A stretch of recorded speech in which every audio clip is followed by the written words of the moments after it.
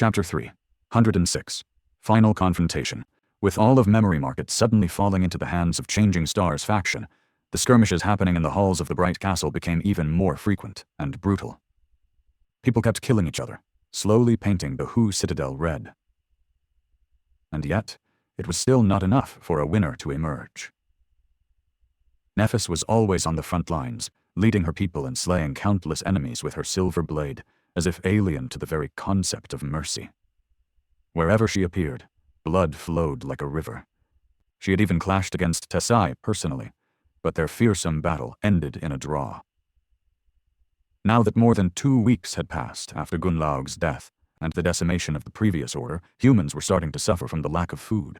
There were more and more nightmare creatures finding their way into the castle too. The situation was slowly turning into an irreversible crisis.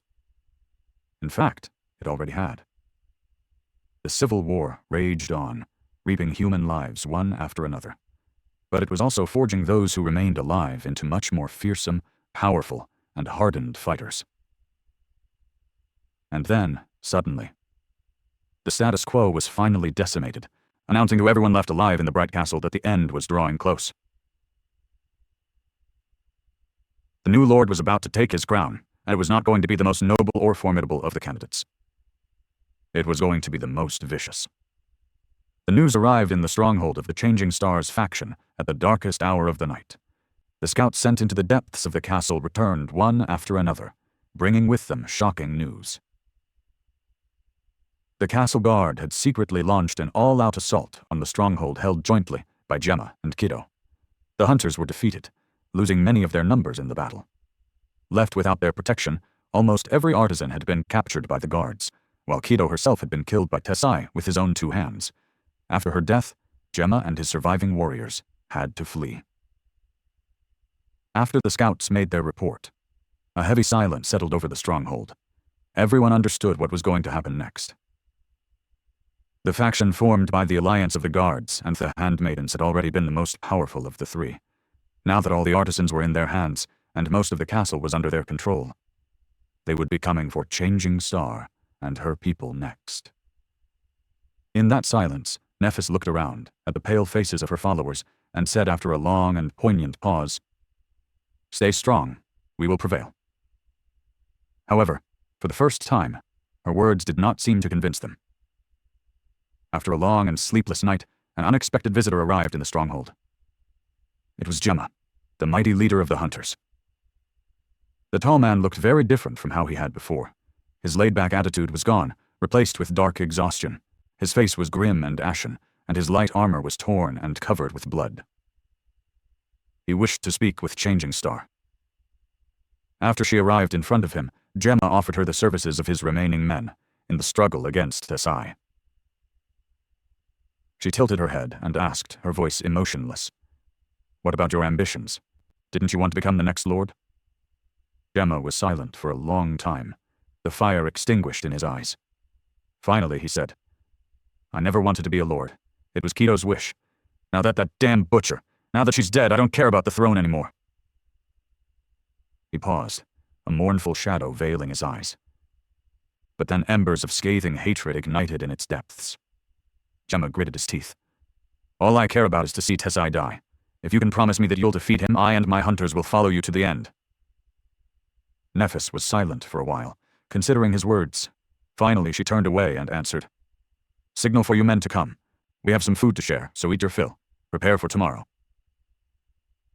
With that, she walked away. Gemma stared at her back and yelled, "What happens tomorrow?" Changing Star paused for a moment, then answered without turning her head, "Tomorrow, I will kill Tessai." The next day, there were no scouts and no patrols sent out in the morning. Instead, everyone armed themselves, gathered together, and marched to the throne room. Nephis was walking at the head of her army, clad in the stark black and white armor of the Starlight Legion. On her breastplate, 7 shining stars were engraved.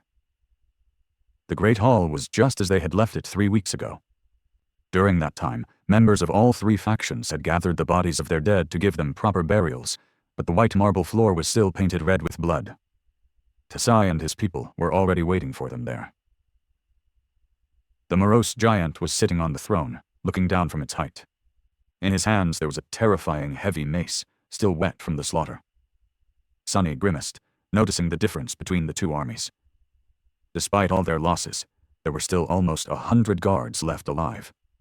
Not only were they better equipped and trained than the slum dwellers, but now they also had the captured artisans on their side, supplying them with all kinds of tools, gear, and deadly inventions. The artisans themselves were beside them, some of them bound and chained, some simply intimidated into submission. Their faces were pale, frightened, and bloodied. From their position in front of the guards, it seemed as though Tessai was planning to use these poor people as a meat shield against Changing Star's assault. The handmaidens were also there, standing silently behind the guards. These quiet young women used to maintain the castle and complete various chores around it, but they were capable fighters as well. Since they had not participated in the furious battle that had happened after Gunnlaug's death, their number did not diminish by much. There were around 100 of them, too. Their leader, Seishan, was also there, at the base of the stairs that led to the throne. Looking at her, Sunny felt a cold shiver run down his spine. He couldn't explain it, but this beautiful and strange woman made him feel fear for some reason. At a first glance, Nephis had more people on her side. There were slightly more than 300 of them, comprised mostly of the surviving slum dwellers, with several dozen tributaries and a dozen or so hunters added into the mix. But really, only about a half of them was worth anything in the fight against the battle-hardened guards. Altogether, these were all the humans left alive in the Dark City, just shy of 600. Everyone else was already dead. And how many more were going to die today?